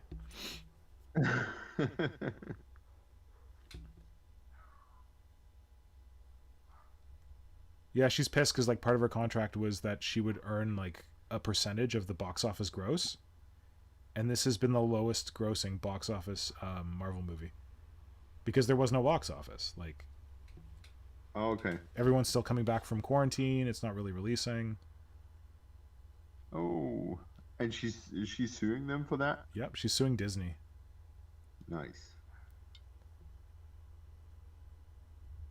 But like people have been pretty pissed. Like what was it? Christopher Nolan like categorically refused for God, what was it called? Tenet to release to streaming. He was only interested in it coming out in theaters, so I think it was like delayed until it could release in theaters in that like brief interim between like wave 1 and wave 2 in North America and most of the world. So there was that, and then there was also Dune, where Dune was supposed to release last year, but because of the pandemic, they said nope, that's not happening. And then I think Warner Brothers was like, yeah, all of our movies that we're releasing in 2021 will be available on HBO and in theaters. And a bunch of people got pissed off, like the people who made those movies. And I think Denis Villeneuve was one of them. He's like, I don't want Dune to release on streaming, only in theaters. Yeah. Yeah, I can understand that.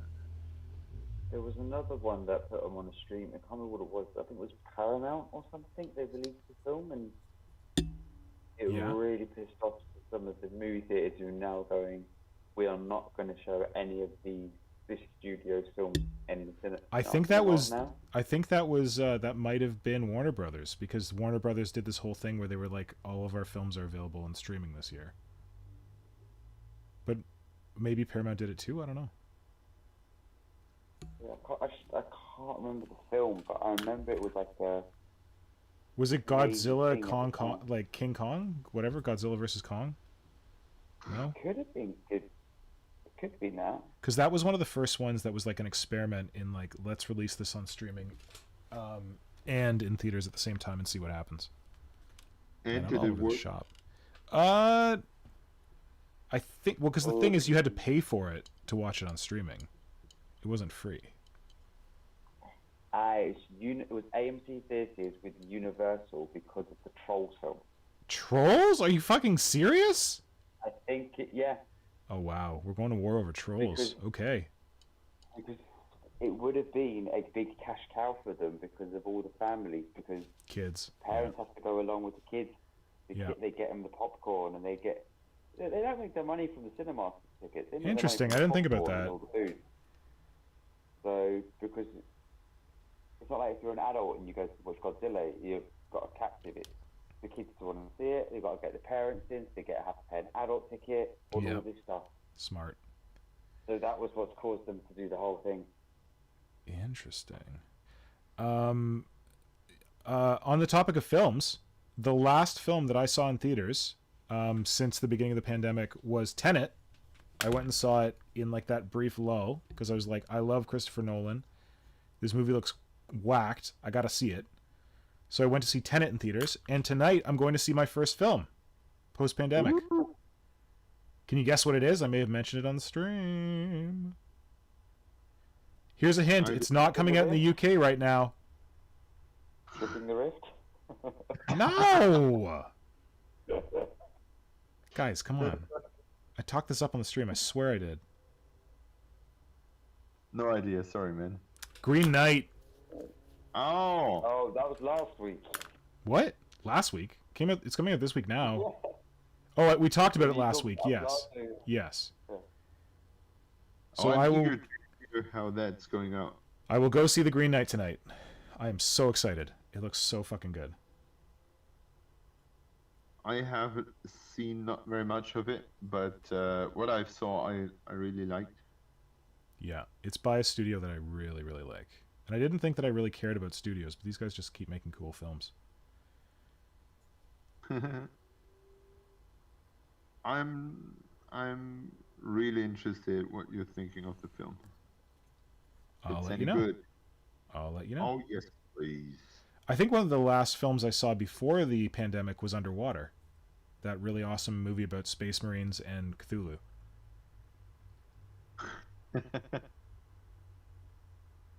Well, sort of Yeah. Space Marines. Undersea Marines.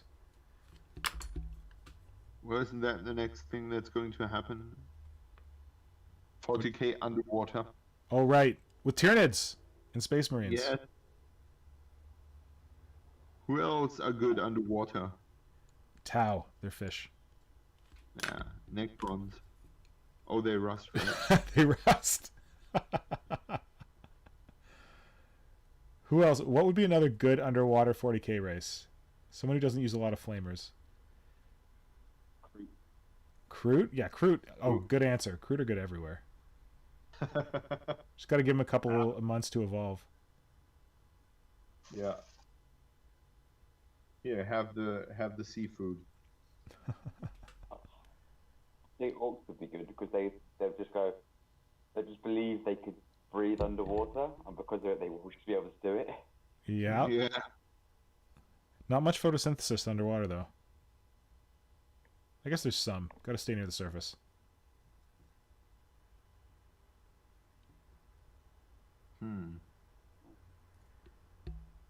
How's your painting going, Simon? Oh, wait, are you done? Almost. Almost. Just finishing the quote. Flynn, what's going on in the chat? Okay, so there's been a lot of stuff about He-Man. Everyone's talking about it. I'm trying not to read too much because I don't want to spoil. Yeah, Yeah, easy, they're not kids. doing Don't it. spoil it for people. Namely I know us, they're because not we haven't all really watched it. I know they're not doing anything, but I'm just more of a. I don't want to when there's anything about it. I don't want to read too much, just so I don't accidentally spoil anything for myself.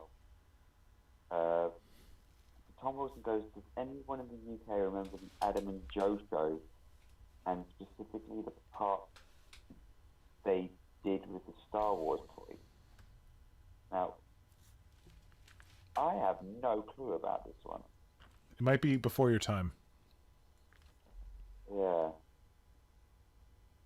Oh, Obviously with Star Wars toys. But it sounds interesting. You're just saying that because it said Star Wars toys. That's right. The Adam and Joe show. Alright. Okay, yeah, it's not before my time, but it's before my time of taking notice of it. Mm-hmm. So it was from 96 to 2001. It's not like Robot Chicken, So is it? I have no idea. That's why I'm going to Wikipedia. So it's a British comedy show, 22 episodes and 4 series.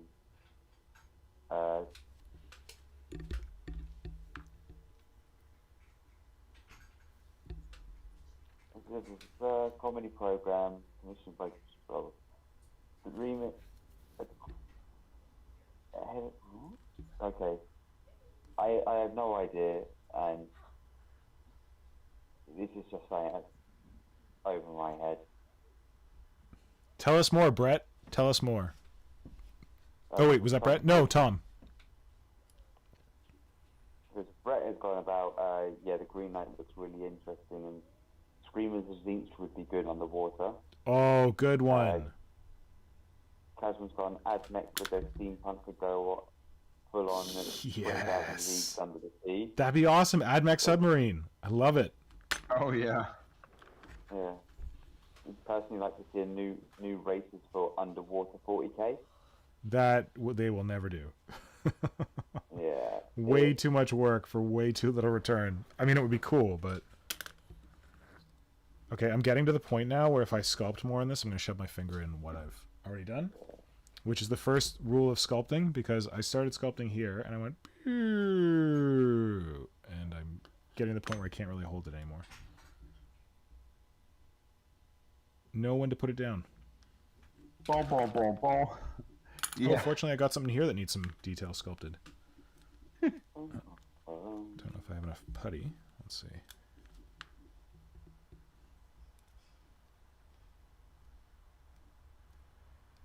Yeah, so we're going to the theater tonight, and I don't know. I hear in the UK everything's just open everywhere all the time, and everyone's just like loving that Delta. But here in Tyranid, in Canada, they like have like a protection zone around you, and you have to choose your seats in the movie theater. So when we bought our tickets last night for tonight's showing, we're supposed to see it with 6 of our closest friends. Like there's literally 6 other people in the theater. And they have a bubble of 2 seats to their left and their right, and then 1 seat in front and behind them where no one can sit. Nice. Yeah. Yeah, which isn't bad. Probably the best time to go to the cinemas right now. Oh yeah, right? yeah. And like when we saw Tenet, like we waited and saw it kind of like late in its run because we didn't want to go when it was super busy because there wasn't vaccines yet and all that, even though there was like distancing and masks. And I think there were 2 or 3 other people in the theater with us. There was the 3 of us and then 2 or 3 other people in a huge movie theater. But it was like, that was cool. But then I got out and I saw how few people were in the movie theater. I'm like, how is this sustainable? Like, how can they stay in business with this few people coming through here? Yeah. It was a bit shocking that way. I can imagine that. So I can understand why the movie theaters get so pissed off when they're like, oh my god, yes, we're in pandemic, we can make some money off this Trolls movie. And then the studio's like, yeah, no. Yeah. No. You could, but no. But you're not going to. Yeah.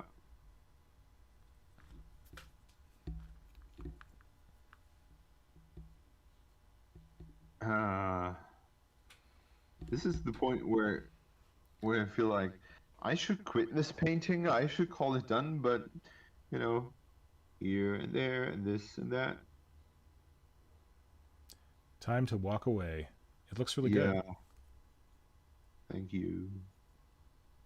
I have to admit that I'm tired as fuck. I think your 1-year-old son is gonna love it. Wait, 2-year-old? 1.5? How old is he now? 1.5, yeah. He's gonna love it. He's gonna be like, Daddy, you did... Who the... Yeah, what's that? Sorry, there's a random lady. Hold on. There's a random lady in our driveway talking to Nora, She looks a little odd. I'll be right back. You guys talk amongst yourselves. Yeah, that's me being dressed up as a weird lady. Being in modern synthesis driveway. Hello, my pretty. No, I just feel like I'm a little brain tired. Because we are trying to get this baptism as COVID safe as possible, and therefore we're going to we have invited as little people as it is possible. Yeah, surprise Hydra visit, yeah. And we're all going to be in the garden, and the weather is the weather forecast is pretty shit for tomorrow. Yeah, and yeah, therefore we try to fix the garden or prepare the garden to be as weather safe, as rain safe as possible, and that included lots and lots and lots and even more work. And I'm actually pretty happy when this whole show is over, because then I can maybe find the time and the strength to care for something else, because I think this is the first project that has really shown me my limits. And I've always been the guy who claimed to be always working on things, and I just have currently nothing that's rocking my boat so hard that I could, you know, lay everything aside and work on it. Have you heard about our Lord and Savior, the Giant of Warhammer? Of what? Warhammer Giants. They can be a bit more fun. Yeah, I heard so. So I've just been using them to. I just recently started doing a few more, like. Oh, hang on. I know what we can talk about. The last time you asked me about casting, right? You wanted to cast up that body. Yeah. And I'm not sure how far you are, but I did a cast of this thing, and I made a crucial mistake when I casted it, because I made a one-piece mold, which was basically I just glued it, you know, as I said, glue to tape it to a plastic thing, build a container around it, and pour resin over it. And then I didn't make a two-part mold. I just, you know, cut afterwards outside with a large blade, and tore it open, so I could remove the original from the thing I cast, and it basically worked pretty well. The only problem I'm having is that all my casts have. Do I have one here? Oh yeah, the line going down the side of it now. No, I don't have that, because the resin, the silicone, closes off so well, and with the rubber band around it, you don't even have a mold line. But the problem is that I'm casting it upside down. So the problem is that when I'm filling resin in there, it doesn't reach all the areas, especially those areas that are, you know, like the hand. So the resin fills up here and then doesn't really fill out that area. And I have certain parts that, you know, where I don't get any resin. So what I would advise anyone who wants to cast something complicated, or it's not very complicated, but who wants to cast something like that, search for flat areas on that raised things here, and add little like air pockets in there. So I'm not sure if a vent would actually be necessary, but you know. So have like an extra little nub sticking up. Yeah, which you can afterwards just cut away. Off. And cut off.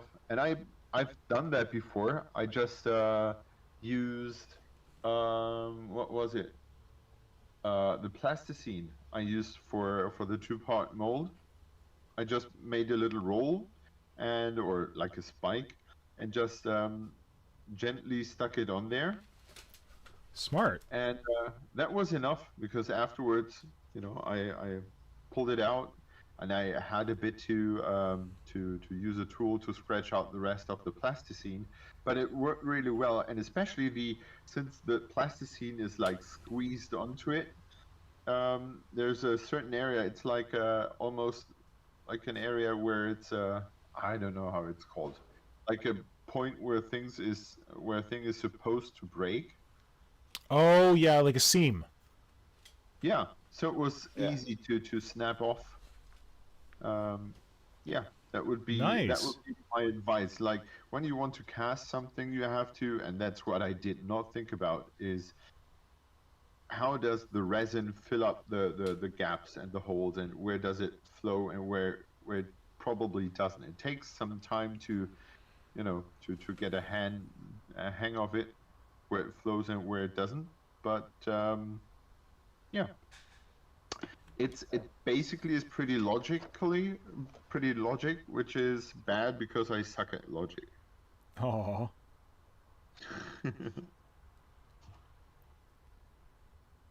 Yeah, that was my little plug. I hope that that was helpful. But with your casting project you have, I think you should be pretty fine to just, use the torso and just stick it onto something that you can use as a pour invent, and then cast it in one piece like I did, and just tear the mold open just a little bit, so you just enough to remove it. But whatever you stick your torso on, you have to make sure that it's the connection is strong enough that you can actually tear it out, because that is some work, because that is like the perfect fitting suit for everything. Oh, the suction is really strong because it fits so well. Yeah. Yeah. I think I'm going to try a few different molds to see how it all goes together.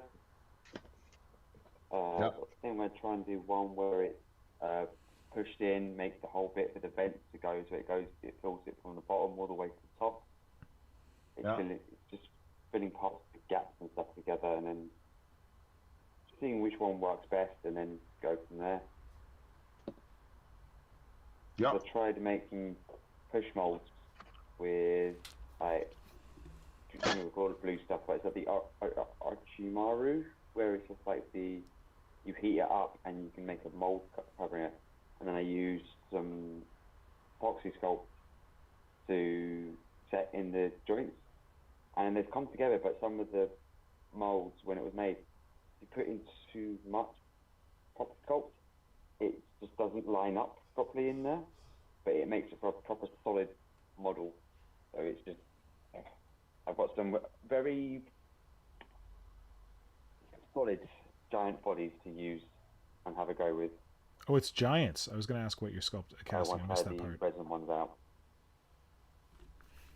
I'll use some push molds to make some bodies.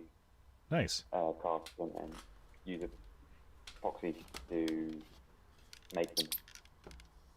But they're not lined up exactly right with the model. The two parts went together. Yeah. But hopefully this time with the silicone molds it will work better. Oh, and Kajan has some good ideas about not using rubber bands, but using electrical tape. That's pretty smart. That's pretty smart. But I actually never had the problem with rubber bands bending anything. Although I'm casting or I'm making really thin molds, I did not have much trouble with warping. But it also depends on how strong your silicone is. Yeah, how hard it is. Yeah. So if it's rather wobbly, it's probably better to use something else.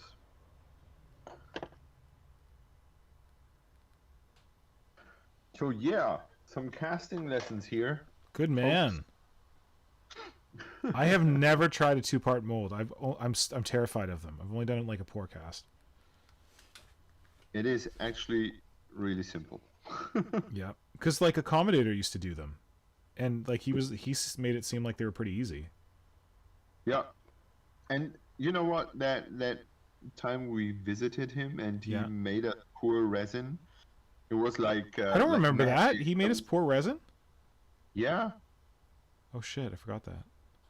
and when we were in his hot tub, His spawning pool, yeah. yeah, and it was so cool because you know, of course it weren't perfect casts, Yeah. but they worked really well, and I was like, so before it was magic, like someone is casting things, and that time I was like, look at the glory of casting and resin. It still was, I don't know, years before I tried it for the first time myself, but Yeah. it seems to make things so easy because making a mold is so easy, especially for things like your bases. Yeah. I don't understand how people buy bases anywhere. It's because it's so easy to cast them. That's a good point. Well, I guess I kind of cast some bases. I sculpted some trees for my Kroot, and I Yeah, you I did cast for your those. food. Yeah. All right, I should probably get going. It's Yeah, about you that need time. Yeah. What's that? Need to catch a movie. Yeah, we need to eat first. We wanted to yeah, we got to get the food in, and then we got to catch the movie. I'll let you gents know how it goes. Thanks for putting up with Domfest. She's hanging out over there. She's saying bye. Bye. She does look good over here. I mean, people are like, how can you give her up? Because she's a commission and I have to send her to her new home. And like, oh crap. This is the part where I break the hand. I have to send her to her new home. And like, a part of me is like, man, she's really pretty and she looks good over here. But a part of me is like, I'm so flippin' tired of this fucking thing.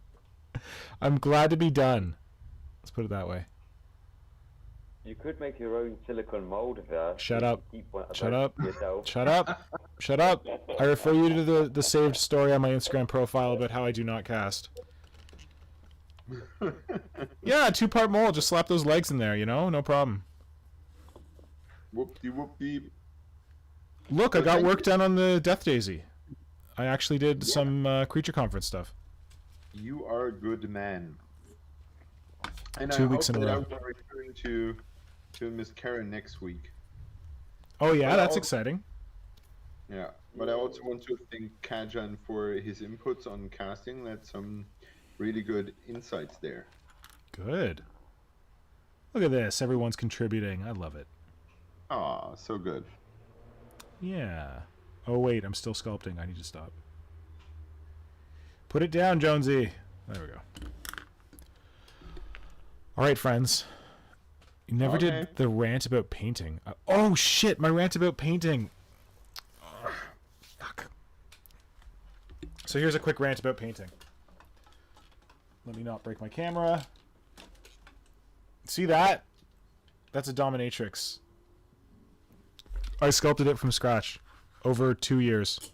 And it was a fuckload of work. And what I get when I post pictures of this, just to be clear, this, which is this much bigger than I got, when I post pictures of this on the internet, people are like, oh, it's so great, can't wait to see it painted. And literally I die inside. I'm like, because all I hear is, oh, it's so great, I can't wait to see it when it's done. And my reaction is, it's done. It's fucking done. It's done. I sculpted that. I made it from scratch, and it's done.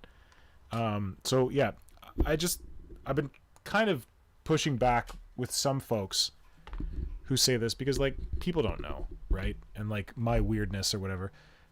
But I like pushing back against it because people who sculpt things don't necessarily want to paint things.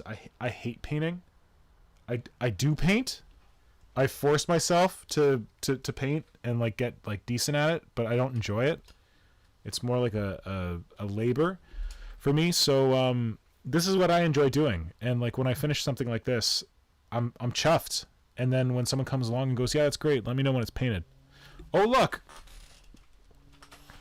We got this guy. This guy right here. Orc Gene Stealer. Done. Got this guy right here. Eldar Gene Stealer. Done. They're done. Don't tell me about how you want to see them painted.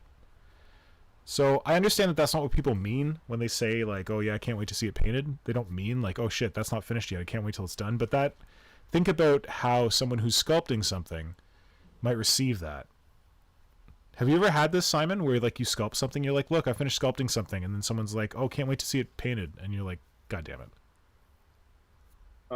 Yeah, those commission works I did, where Yeah. someone wanted to have, but I never had much problem with that because when I sculpt the commission work, Yeah. I'm always I'm more excited for the curses the new owner will have when they try to paint what I sculpted. That's the other part. People are like, "I can't wait to see it painted." I'm like, I don't want to go anywhere near this thing with a paintbrush because it barely comes apart. That's like, you can take some arms off, take the top off, but it's pretty much fully assembled, and you got to paint that, and it weighs a kilogram. And the other thing is that I don't know if you remember the board called Work in Progress. There were so many people doing such amazing things with plastic card. Mm-hmm. I was so amazed until they painted things, and I was like, "Well, that was underwhelming." I never Oh. did that, but they made like the most magical things with plastic card. And after it was painted, I was like, "You should have, like, not touch it with a brush." Because I think a paint job can destroy a whole model or be an art form on itself, especially when you have something sculpted like your Dominatrix. I think it's in our viewing habit to say this is unfinished because Yeah. that's. But I enjoy the finished product, but as much I do enjoy the process. Yeah. And And I like, can totally understand that you are done with that, like being done, like emotionally being done with it, and getting a brush on that, I think would be a whole new challenge. yeah, and it's also the case that like the client who like is receiving it, like he plays with his miniatures, like he actually plays, so he paints to like a tabletop standard. He doesn't care about like golden demons or anything like that. And I feel bad when people say stuff like that because I think that there's like certain expectations about the level that this thing's gonna be painted to, and like I don't know what level the client wants to paint it to because I think they want to use it, like they want to have it on the table with their other awesome collection of like giant Tyranids and see it stomping face. Like I don't think they're worried about winning a golden demon with it. So I'm worried about people being dickheads and saying stupid shit if someone takes this model and decides to paint it to a tabletop standard. Yeah. It's And the Kajan client's has model absolutely anyway. a point. Sorry, what was that? Kajan has absolutely a point. He says in green stuff you can see the work being done on it. Yeah. And I absolutely agree. When it's I always hesitate when I spray paint prime something I've sculpted because sometimes I always fear that I'm ruining the work I've done before. Yeah. And it's not that you just hand off this thing because you got paid for it. Yeah, I got paid for it, but I'm really glad I got the opportunity to make it because damn.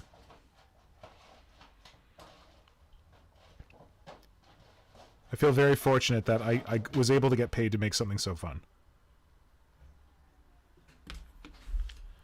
But that's a good point. Yeah? You watching it?